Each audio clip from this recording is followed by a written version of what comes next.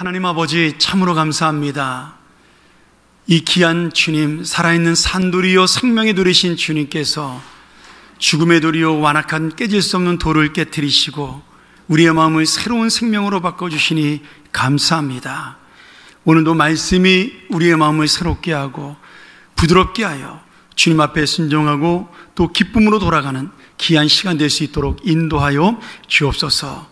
오직 하나님의 은혜와 말씀만이 우리의 위로요 소망임을 깨닫는 시간 되게 하시고 부족한 자 주님의 은혜만을 전하는 귀한 시간 되게 하여 주옵소서.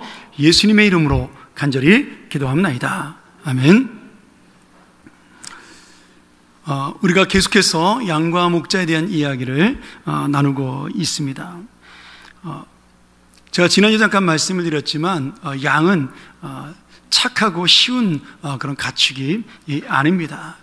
혹시 그 대관령에 가시면 우리 유명한 그 양떼 목장이나 하늘 목장 같은 목장에서 양을 보시면 양들이 우리가 생각했던 것과는 많이 다르다는 것을 알 수가 있습니다. 그들은 생각보다 지저분하고 냄새나고 그리고 자기 몸을 잘 가누지 못하는, 어떻게 보면 무능하고 어떻게 보면 연약하지만 또 어떻게 보면 굉장히 악한 그런 모습들이 이 양에게 있습니다. 그래서 이 양은 목자가 없이는 아무것도 못하는 연약한 존재임에도 불구하고 고집도 세고 말도 잘 안 듣고 또 목자가 조금만 눈을 돌리면 엉뚱한 데로 가버리는 그런 나쁜 모습을 가지고 있다고 합니다. 중동 지방에서는 심한 욕을 할 때 양 같은 놈이다 이렇게 욕을 합니다. 우리나라는 이제 강아지를 사용하지만 거기서는 양을 사용해서 사람들에게 욕을 하는데 그 뜻이 뭐냐면 생각 없는 놈, 고집불통에 남의 말도 듣지 않는 놈, 모자라고 미련한 놈, 지 멋대로 사는 놈, 이런 뜻으로 사용할 때 쓰는 욕이라 그래요. 그러니 이 양치기들에게 양은 참 어떻게 보면 돌봐야 되지만 못된 그런 자녀와도 같은 그런 모습을 갖고 있는 거죠. 그러나 양은 가장 연약하고 무능하기 때문에 주님의 은혜가 없이는 하루도 살 수 없는 바로 연약한 우리 인간의 모습을 가지고 있다. 그래서 제가 지난주에 말씀드린 것처럼 주님께서 우리를 양으로 표현하신다, 그렇게 믿습니다. 자, 지난주에도 말씀드렸지만 이스라엘에서 양을 치는 목자들은 저녁이 되면 그 마을에 공동우리를 이렇게 지어놓고 그 안에 양을 보호하다가 아침이 되면 그 양의 이름을 불러서 푸른 초장으로 나아갑니다.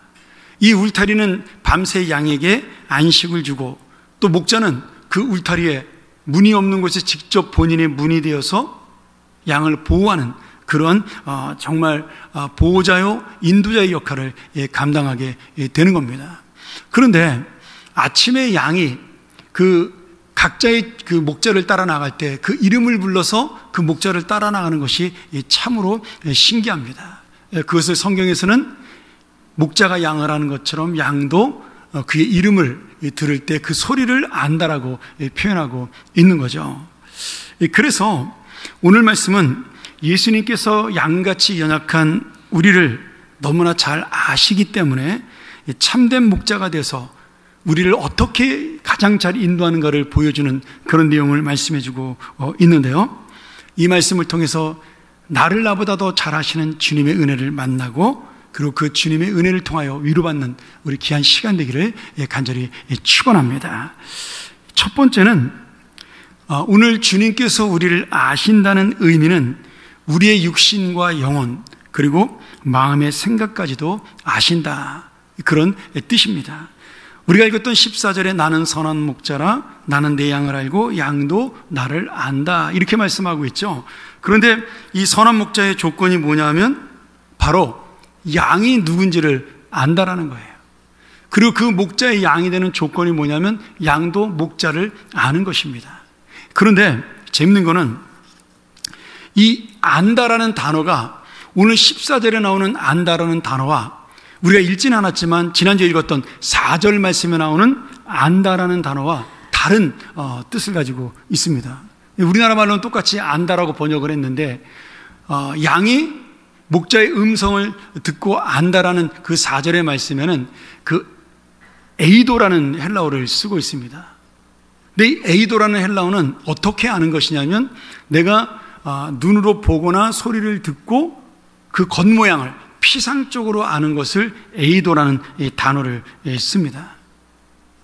그래서 내가 저 사람 알아 이렇게 이야기할 때는 보통 에이도죠. 어떻게 하는 거예요? 얼굴을 안다라는 뜻입니다. 여러분 TV에 나온 탤런트들 다 아시잖아요. 그렇죠? 근데 그분이 여러분은 모르죠. 그러니까 그게 피상적으로 아는 겁니다. 이게 에이도라는 단어예요. 그런데 14절에 오늘 우리가 읽었던 말씀에 목자가 양을 알고 양이 목자를 안다는 말은 기노스코라는 단어를 씁니다. 근데 이 기노스코는 직접 보고 확인한다, 만져보고 경험한다. 그래서 내가 몸으로 체험해서 알게 되는 실제적이고 구체적인 경험과 이해를 의미합니다. 그러니 여기서 주님이 우리를 안다라는 말은 우리를 겉으로 아는 것이 아니라 속속들이 안다라는 거예요. 사실 양은 목자의 목소리만 아는 것이지 그 목자가 자기를 얼마나 사랑하는지 모릅니다. 그래서 4절 말씀에는 그냥 피상적으로 안다라는 단어를 쓰고 있지만 이 14절에 주님이 우리를 안다, 목자가 우리를 안다라는 것은 정말 그 목자가 양의 모든 것을 알고 있는, 그것을 포함하고 있는 것이죠.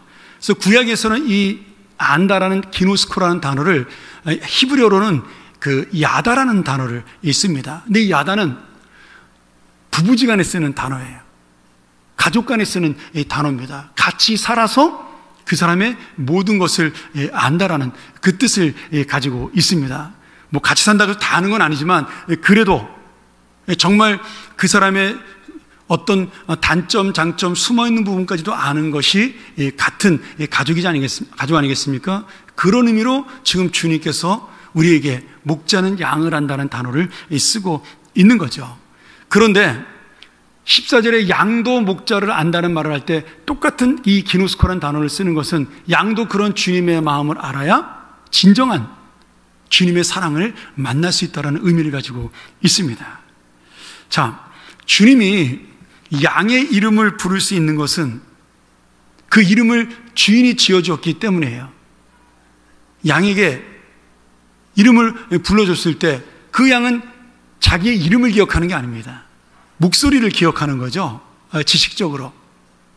그런데 목자가 그 양의 이름을 지어줄 때는 아무렇게나 지어주는 것이 아니라 그 양의 특징과 성격과 아니면 뭐 양이 갖고 있는 개성을 따라서 그 이름을 지어서 이 양만이 갖고 있는 그 특징을 목자는 알고 있는 겁니다. 제가 에바다부에 가서 설교를 했더니 에바다부에는 이름이 2개가 있습니다. 그 에바다부 회원들마다. 하나는 뭐냐면 자기 이름이에요. 부모님이 지어진 이름. 또 하나는 그 사람의 특징을 나타내는 얼굴 이름이라는 것이 있습니다. 맞죠? 우리 에바다부? 제가 예전에 설교로 올라와서 제 얼굴 이름을 지어달라고 한번 그랬더니 제 얼굴 이름을 눈이 제가 4개잖아요. 그래서 목사님이고 눈도 4개고 안경 껴서 그래서 저를 이렇게 얼굴 이름을 지어줬던 기억이 납니다. 그 얼굴 이름이라는 것은 그 사람의 특징을 보여주는 그런 단어입니다.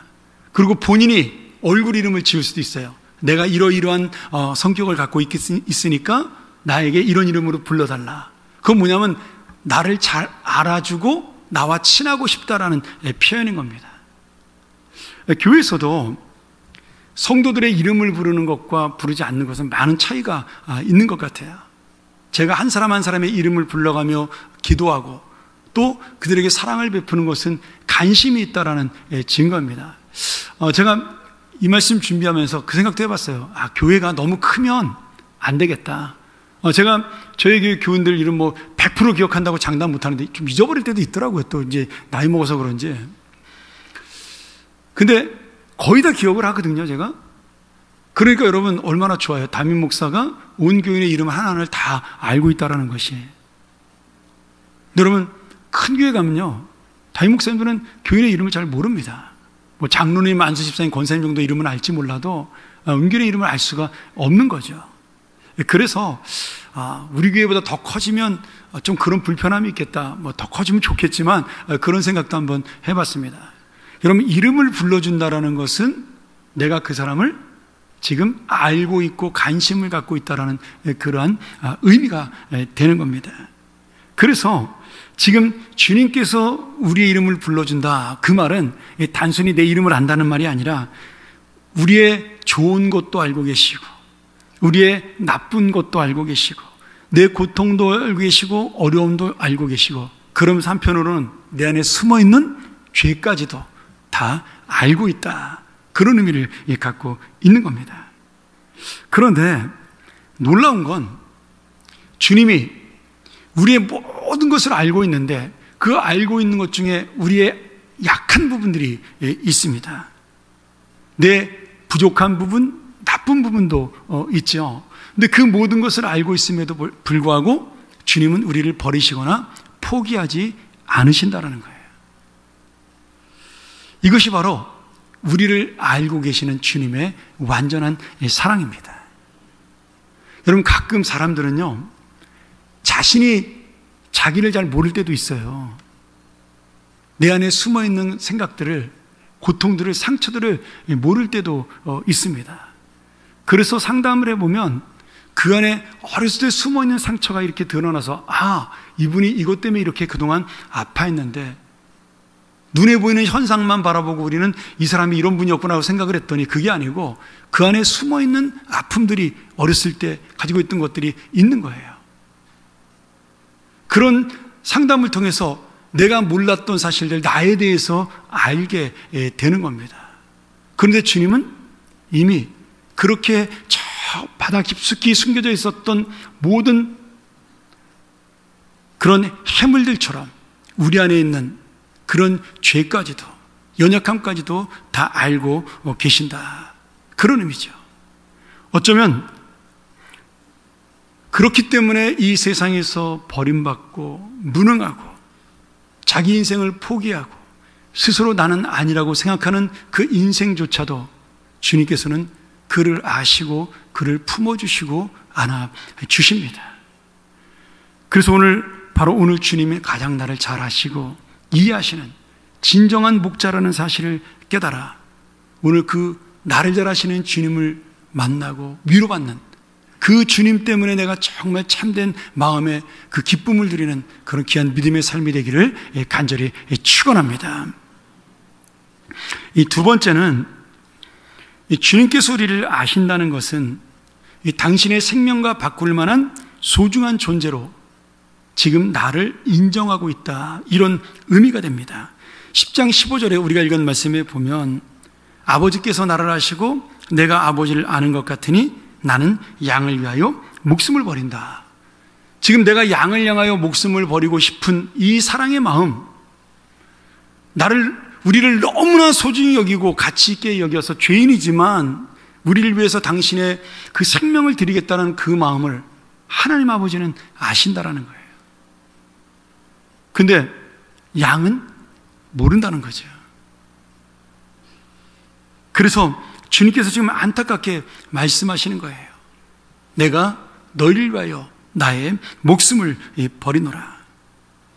여러분, 이 말씀 속에 가짜 목자가 나오고 도적이 나옵니다. 근데 도적과 가짜 목적을 같은 의미로 표현하고 있어요. 그럼 도적과 가짜 목자는 뭐냐? 양을 바라보면서 그 양을 자신의 유익의 도구로 삼는 겁니다. 저 양을 통해 내가 얻는 이익은 뭐가 있지? 그 양을 돌보는 목적 자체가 거기에 있을 때 그것을 가짜 목자다, 도적이다, 이렇게 말씀하고 있는 거죠. 여러분, 제가 이 말씀을 보면서 마음에 좀 찔림을 받았습니다. 나는 우리 교우들 한 사람 한 사람을 바라보면서 목자의 마음을 가지고 내가 돌본다고 이야기하지만 어떤 사람은 나에게 더 도움이 되고 어떤 사람은 나에게 덜 도움이 돼서 내가 혹시라도 조금은 다르게 대하지 않는가, 그런 고민을 이 말씀을 준비하면서 한번 해보게 되었어요. 제 안에 연약함이 있기 때문에 100% 모든 사람을 똑같이 대할 수는 없다라고 저도 인정을 합니다. 그런데 이 말씀을 보면서 제가 다시 한번 참된 목자가 무엇인지를 제 안에서 고민하는 그런 귀한 시간을 가졌습니다. 여러분, 저뿐만 아니라 우리 모든 교우들도 마찬가지죠. 우리 교회 장로님들, 권사님들, 집사님들, 그분들이 맡고 있는 우리 사랑하는 성도들, 목자들, 목원들, 이런 모든 분들을 서로가 바라보면서 진정한 내가 목자의 마음으로 저들을 바라보고 있는 것인가, 아니면 저들이 나에게 무슨 기쁨이 되고 유익이 되어 내가 저들과 친밀하게 지내는 것인가, 우리가 한 번쯤은 이 말씀을 통해서 생각해 볼 필요가 있다고 믿습니다. 여러분, 진정한 예수님의 사랑 없이, 주님의 마음 없이 내가 만나고 교제하고 그런 것들은요, 다 시간이 지나면 사라지고 무익한 것들이 되고 맙니다. 그런데 그 안에 예수의 사랑이 있으면 시간이 지나도 내가 잠시 멀어질 수는 있지만 잊혀지지 않는 기쁨을 갖고 있고요, 그 사람을 만나면 감사가 있습니다. 저는 여러분들이 그런 교제를 했으면 좋겠어요. 그런 만남을 가지고 살았으면 좋겠습니다. 정말 그 관심을 가진 목자의 마음, 양들을 안다라고 말하는 것, 내가 저 양을 위하여 내 생명을 버릴 만큼 저 양이 가치가 있다고 생각하는 것, 그 주님의 마음이 바로 나의 마음이 돼요. 내가 형제를 바라보고 자매를 바라보는 그런 귀한 우리 공동체가 되기를 간절히 축원합니다. 오늘 여러분, 우리가 진정한 사랑을 하면 그 사랑하는 사람에게 관심을 두고 그 사람을 알기 위해 애를 씁니다. 무엇을 좋아하고 싫어하는지, 무엇을 먹고 싶어 하는지, 무엇을 갖고 싶어 하는지, 아니 그 사람이 원하는 것보다 더 좋은 것을 주려고 애를 쓰는 것이 사랑하는 사람의 마음이에요. 제가 이 말씀 전하다 보니까 좀 찔리네요. 제가 우리 아내가 무슨 음식을 좋아하는지 제가 결혼한 지 30년 만에 알았습니다. 저는 진짜 몰랐어요. 그냥 제가 좋아하는 음식을 맨날 같이 먹길래 당연히 같이 좋아하는 줄 알았어요. 근데 제가 안식할 때 한번 얘기를 하더라고요. 제가 그때 결혼 30년이었거든요. 내가 좋아하는 진짜 음식이 뭔 줄 아냐고. 근데 내가 지금 먹는 거 좋아하는 거 아니야 했더니 아니라는 거예요. 여러분, 30년을 살아도요, 이렇게 어리석은 사람도 있더라고요. 예. 그래서 제가 그때부터 우리 집사람 좋아하는 걸 먹기 위해서 애를 씁니다. 예. 뭐 그렇다고 뭐 특별한 거 좋아하지도 않더라고요. 뭐 떡볶이 이런 거, 애들처럼 그런 거 좋아하더라고요. 여러분, 사랑한다라는 게 뭘까요? 참 제가 그때 생각을 많이 했었어요. 같이 살면서 한 번도 그런 거에 관심을 가진 적이 없구나. 제가 이제 어릴 때 외아들이었으니까 어머님이 모든 음식을 저를 중심으로 준비를 했거든요. 제가 좋아하는 것 중심으로. 근데 저는 어릴 때 막내니까 또 당연히 그것이 당연한 거라고 생각한 철없는 생각을 했었죠. 근데 그게 참 못된 버릇이 여든까지 간다고, 이게 나이를 먹어서도 그런 마음을 계속 가지고 살았던 거예요. 여러분, 저만 그런 사람이기를 소원합니다. 여러분들은 그러지 마셔요. 정말 뭘 좋아하는지, 무엇을 사랑하는지 함께 나누는 것이야말로 저는 가족이라고 믿습니다. 그래서 안다는 것은 관심인데요, 여러분, 이 관심을 통해서 내가 주는 것은 희생과 고통이 아니라 사실은 기쁨이에요. 이 기쁨이 바로 우리를 향하여 생명을 주신 주님의 기쁨입니다. 여러분, 내가 진짜 가치 있는 인생이고 잘난 인생이기 때문에 예수님이 우리에게 생명을 주신 게 아닙니다. 아무것도 아닌 인생이지만 그냥 사랑하기 때문에 주신 거예요. 이런 의미로 예수님께 우리는 소유하고 싶은 물건이 아니라 가치 있는 인격적인 존재가 되고 가족이 되는 겁니다. 사도 바울이 이런 의미로 예수님과 우리 사이를 형제라고, 가족이라고 불렀어요. 우리 로마서 8장 29절 한번 볼까요?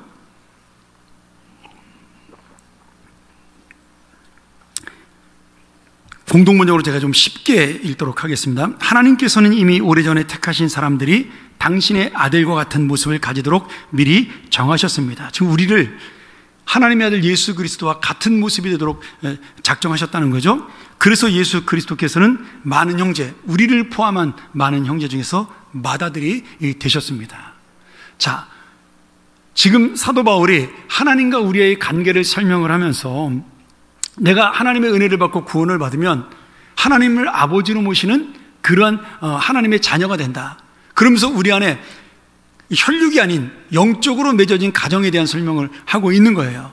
그러면서 그 표현을 뭐라고 하냐면 하나님이 아버지가 되시고 하나님의 아들 예수 그리스도는 우리의 큰형님이 되신다. 이렇게 설명을 합니다.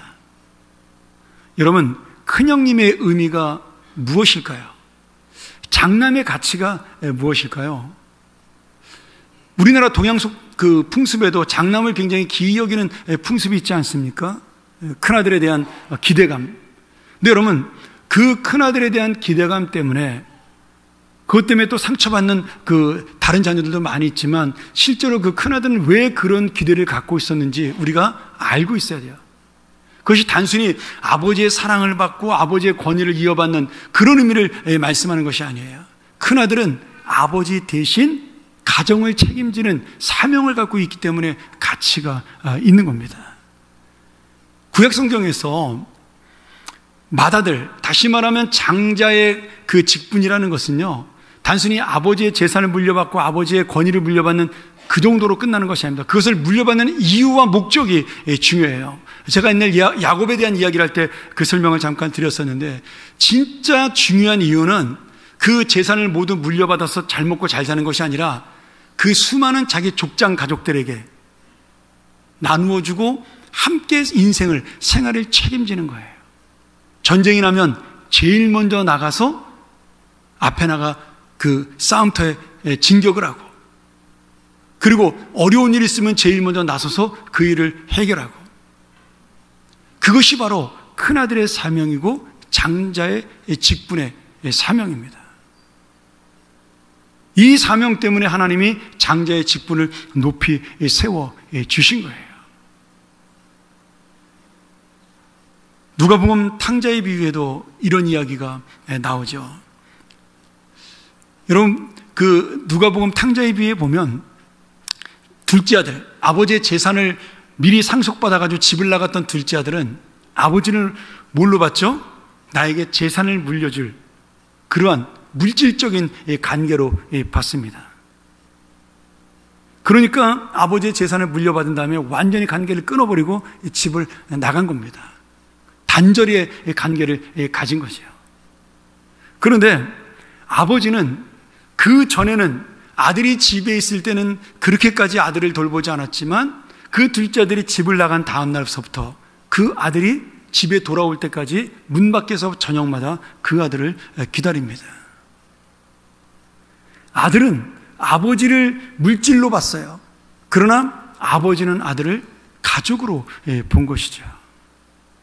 나중에 둘째 아들이 재산을 다 탕진하고 굶어 죽을 때가 돼서 아버지께 돌아옵니다. 그리고 이렇게 이야기하잖아요. 우리 아버지 집에는 종들도 배불리 먹는데 내가 아버지에게로 돌아가서 종이 되어 이 굶주림이라도 면해야 되겠다. 그렇게 생각하고 아버지께로 돌아옵니다. 여러분, 이 둘째는 자신의 잘못을 깨우쳤음에도 불구하고 여전히 아버지와 자신의 관계를 물질적 관계로 보고 있는 거예요.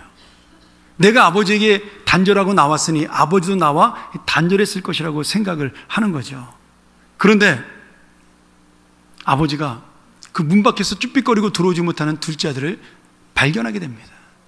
그리고 그 둘째 아들을 안고 반가워하죠. 그 둘째 아들이 뭐라 그러죠? 아버지, 제가 더 이상 이제는 아버지의 아들이라고 불리는 것이 부담스럽습니다. 창피해서, 죄송해서 아들이라고 부르지 말았으면 좋겠습니다. 그렇게 이야기를 해요. 근데 아버지가 그 죽었던 아들이 돌아왔다라고 잔치를 벌이고 그 아들을 다시 가족으로 맞이하게 됩니다. 여러분, 탕자 혼자서, 둘째 아들 혼자서 집을 떠났고 아버지와 단절했고 자기 혼자 가족이 아니었고 모든 생각을 했지만 아버지는 처음부터 끝까지 아들에 대한 생각이 바뀐 적이 없는 거예요. 여러분, 그분이 바로 하나님 아버지시고 우리 목자 되신 예수 그리스도입니다. 내가 믿음이 있는 것처럼 정말 어떤 때는 믿음이 성장할 때가 있지 않습니까? 막 말씀만 들어도 기쁘기도 하고 아멘 소리가 절로 나오고 예수를 믿을 때 그런 은혜를 만날 때가 있어요. 그러면 내가 정말 하나님의 사랑받는 아들인 것처럼 딸인 것처럼 막 생각을 하는데 어느 순간에 내가 무너질 때도 있습니다. 신앙이 무미건조해지고 그리고 말씀을 들어도 뭐 그냥 그것이 와닿지 않고 기도도 잘 안 되고 그런 무미건조해지는 때도 있어요. 아니면 너무 힘들고 어려워서 내가 하나님 아버지를 부를 힘조차도 없고 기도도 안 될 때도 있습니다.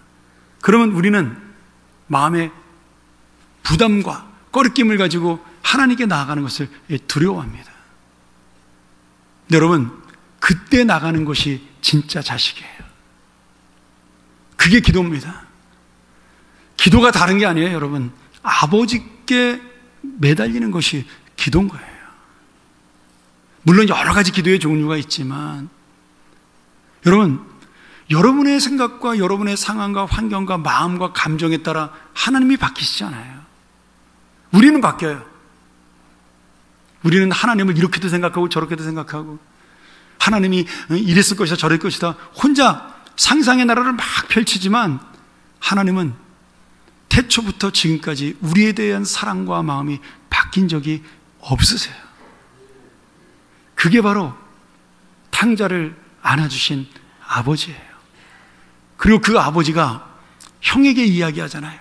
형이 아니 아버지의 재산을 전부 다 탕진하고 돌아온 저 나쁜 놈을 어떻게 아들로 다시 받아들이고 살찐 송아지를 잡아가지고 잔치를 벌입니까? 나는 아버지 곁에 평생 동안 있으면서 일을 했는데 한 번도 염소 한 마리 잡아주지 않았는데 그때 아버지가 뭐라 그러죠?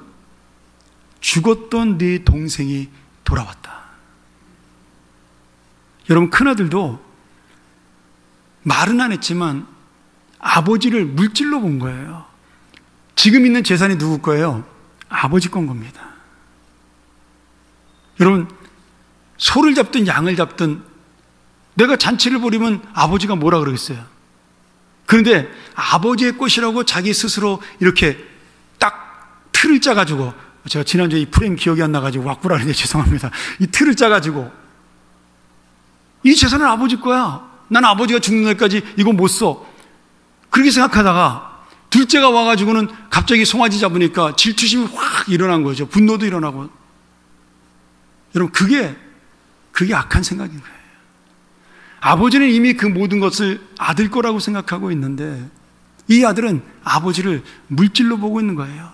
둘째는 돈 가지고 집 나가서 탕자지만 이 큰아들은 집안에서 탕자였던 겁니다. 여러분, 우리가 하나님을 그렇게 물질로 볼 수 있어요. 내가 원하는 하나님, 내가 좋아하는 하나님, 그런 하나님을 원할 때가 있습니다. 근데 여러분, 하나님은 그 정도의 분이 아니에요.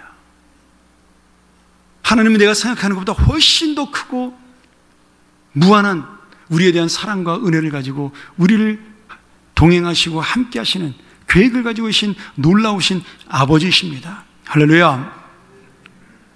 우리의 생각으로 제한된 하나님이 아닙니다.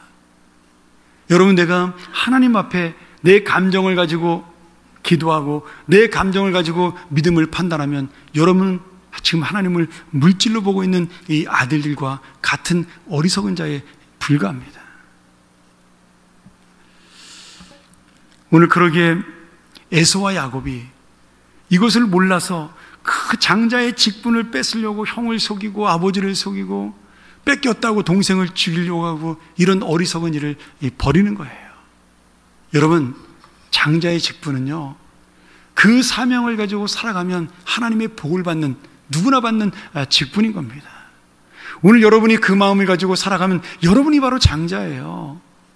여러분이 그 사명을 가지고 살아가면 여러분이 바로 하나님의 복을 이어받은 기업의 후손이 되는 것입니다.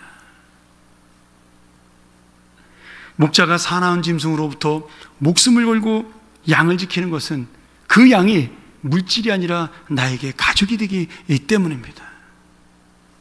그것이 바로 아버지의 사랑이고 큰형님의 사명이고 우리의 책임입니다. 오늘 여러분, 우리 모두가 이런 공동체, 이런 목장, 그런 사명을 이루기를 소원합니다. 제가 좋아했던 노래 중에 지금은 이제 오래돼서 잘 안 부르는데 이 토미 워커라는 미국의 유명한 찬양인도 하시는 목사님이 불렀던 내 이름 아시죠라는 찬양이 있습니다. He knows my name이라는 노래인데 제가 가사를 좀 불러드릴까요? 한번 우리 찬양 한번 들어볼까요? 시간 괜찮은 것 같은데. 예.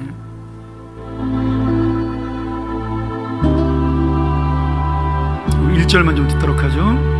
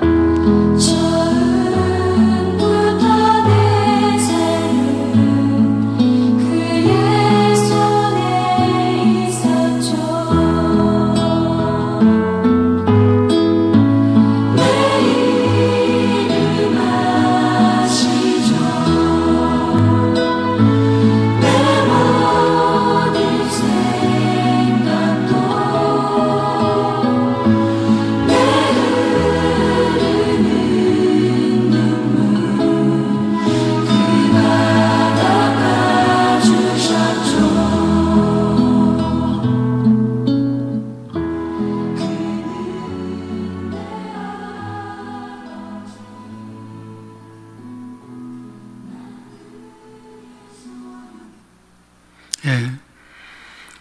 이 찬양, 토미 워커 목사님이 이 찬양을 지은 이유가 있습니다. 그분이 이제 필리핀에 있는 고아원에 사역을 하러 갔었는데 거기서 한 고아아이를 만나게 돼요. 근데 이 아이가 목사님하고 한번 만난 다음부터 그 목사님을 볼 때마다 하루에 몇 번씩 물어보는 거예요. 당신은 내 이름을 아십니까? Do you know my name? 만날 때마다 이렇게 물어보는 거예요, 계속. 그래서 이 목사님이 가만히 생각을 해본 거죠. 왜 이 아이가 이렇게 계속 자기 이름을 아냐고 질문을 할까? 그리고 그 고아로 자란 그 아이의 마음을 이해를 하게 됩니다. 수백 명의 고아 중에 자기 이름을 불러주는 부모가 없었던 거예요. 하루 종일 있어도 그 아이의 이름을 불러주는 사람을 만날 수가 없었던 겁니다. 근데 이 목사님이 오셔서 그 아이의 이름을 불러주니까 너무 좋았던 거예요. 그래서 그것을 깨닫고 난 다음에 이 목사님이 자기의 과거를 생각을 해보게 되었어요. 이 원래 토미 워커는 일반 가수를 하려고 그렇게 했던 지망생이었습니다. 그런데 오랜 무명 가수로 지내면서 실망을 하게 됐죠. 그래서 막 좌절하고 낙심하고 죽어야 되나 막 이렇게까지 생각을 했을 때 그가 복음을 듣고 예수님을 만나게 돼요. 이사야서 49장 16절의 말씀을 그가 들으면서 깨닫게 되죠. 내가 너를 내 손바닥에 새겼고 너의 성벽이 항상 내 앞에 있다. 이 말씀의 은혜를 받고 그가 주님께로 돌아오게 됩니다. 하나님께서 내 이름을 아신다는 사실, 그것도 결코 잊을 수 없도록 손바닥에 그 이름을 새겨놓았다는 사실에 그가 용기를 얻고 그리고 이 고백을 노래로 만들어 부른 겁니다. 여러분, 저는 손바닥에 이름을 새긴 정도가 아니라고 생각을 해요. 구약에서는 이사야가 예수님이 어떻게 죽는지를 잘 몰랐습니다. 그러니까 그냥 손바닥에 이름을 새겼다라고 말했는데 사실은 십자가의 죽으심으로 우리의 이름을 예수 그리스도의 심장에 새긴 것입니다. 여러분, 그 마음에 새긴 이름은 결코 지워지지 않습니다. 우리는 주님을 잊어버려도, 우리는 주님을 놓칠 때가 있어도 하나님 아버지는 우리의 이름을 잊어버리지 않습니다. 그 심장에 새겨진 이름을 붙잡고 오늘도 우리를 위하여 기도하시고 오늘도 우리와 함께할 계획을 세우고 계시는 것이죠. 오늘 여러분, 나를 가장 잘 아시는 주님, 나의 죄까지도 아시는 주님, 그래서 내가 의지할 수밖에 없는 이 주님, 그 주님의 목자 되신 은혜가 바로 오늘도 우리를 푸른 초장으로, 실만한 물가로, 또 여러분의 삶을 생명으로 인도하는 소망이 되고 위로가 되어 여러분의 한 주간이 다시 한번 새 힘을 얻고 나가는 귀한 인생이 되기를 주의 이름으로 간절히 축원합니다. 우리 같이 한번 이 시간 이 말씀 의지하면서 함께 기도했으면 좋겠어요. 하나님, 나는 깨닫지 못했는데 주님은 여전히 내 이름을 아시고 오늘도 나를 부르시고 나를 마음에 새기셔 나의 기도를 들으심을 감사합니다. 다시 한번 내가 이 주님의 은혜를 내 마음에 새김으로 한 주간도 주님의 능력으로, 주님의 소망으로 살아가게 하여 주옵소서. 주님이 불러주는 이름 때문에 내가 힘을 얻고 주님이 불러주시는 음성 때문에 내 마음의 소망을 얻을 수 있도록 함께 하시며 그 주님의 놀라운 은혜를 통해 내가 한 주간이 새로운 삶이 될 수 있도록 역사하여 주시옵소서. 우리가 잠언의 시간 함께 통성으로 기도합니다. 하나님 아버지 감사합니다. 오늘 눈물과 고통과 아픔을 아시는 주님, 그 주님의 놀라운 사랑을, 나를 아시고 나를 이해하시는 주님의 마음을 깨닫고 다시 한번 내가 주 앞에 나갈 수 있도록 인도하여 주시옵소서. 내 이름 아시죠? 내 눈물도 아시죠? 내 고통도 아시죠? 그 모든 걸 아시는 주님이 아버지가 되셔서 나를 붙들어 주시고 인도하여 주시옵소서. 하나님 아버지, 오늘 우리가 주님의 손을 붙잡기를 원하고 주님의 마음에 함께하기를 원합니다. 그것이 우리의 소망이 되고 우리의 살 길임을 믿사오니 주여, 나를 아시는 주님, 다시 한번 나를 붙잡아 주시고 나의 삶을 인도하여 주시옵소서. 한 주간 동안 힘들고 어려운 마음을 가지고 이 자리에 나온 우리의 사랑하는 자녀들이 있습니다.